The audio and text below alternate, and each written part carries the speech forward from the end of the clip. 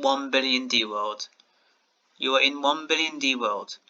In 1 billion D world, all vectors consist of exactly 1 billion integers. People of 1 billion D world are quite smart, and they know that due to low entropy and curse of dimensionality, most of the billion-dimensional vectors have a lot of consequent repetitions, so they're always still the vectors in a compressed form. So this is an example of a compressed form. Given two 1 billion D vectors, A and B, in compressed form, find a dot product of two vectors. So they give an example of a dot product for two vectors.